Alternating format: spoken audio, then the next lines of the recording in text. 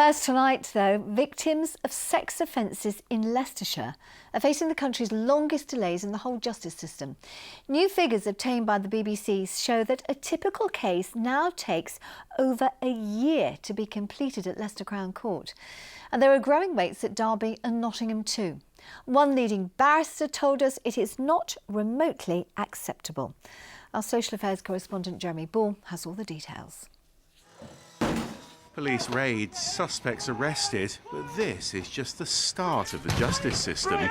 Going to trial can be traumatic if you've been a victim of crime, and it's taking longer and longer.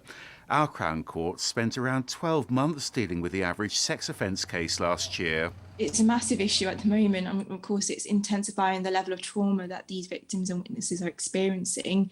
It delays their recovery. There's also a huge delay in increase of concern on public confidence in the justice system as well.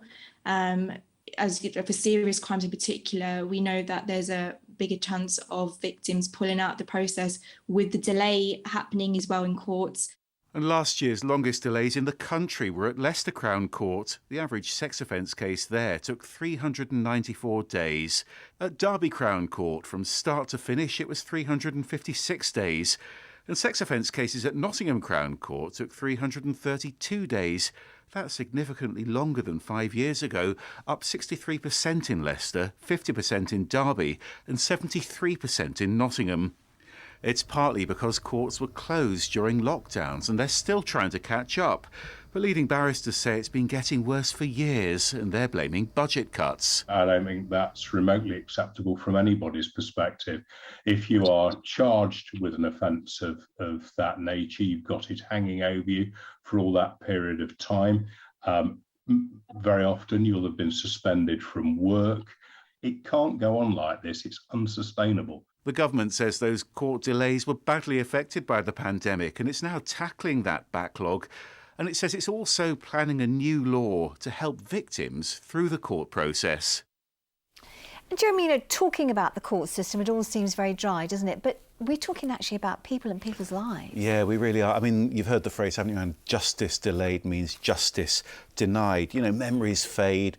Recalling details in court gets more difficult at a time, of course, when a survivor's trying to deal with the trauma as well. Remember, these delays often come on top of a wait for a case to even get to court. So victims sometimes have to put their lives on hold for years. And Lisa's been telling us about her experience at one Crown Court here in the East Midlands. Now, she had damning evidence against a rapist who she knew well, but it took 2 years to charge him and then 2 more years before he was convicted.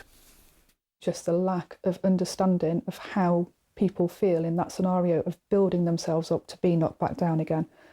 Time and time again. I would never, God forbid it ever happened again, or to any of my family. I wouldn't promote going through the system and even reporting a crime of this nature anymore. And is the government doing anything about it? Yeah, I mean, first of all, you remember those temporary Nightingale courts that were set up during the pandemic. Now, that was really to tackle a logjam in the existing courts because they had to deal with social distancing.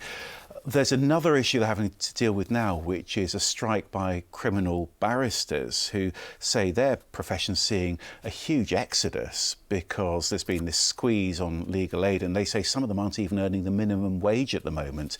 There's another strand to the government's response, which is to make it easier for victims to give evidence. They will be able to pre-record their evidence before a trial. Now, obviously that means they can do it sooner. It means it's less daunting. It can help move on to things like counselling as well. And the idea is to just at least help them start to move on. I guess we're going to be talking about this again, but for now, Jeremy, thanks very much indeed for that.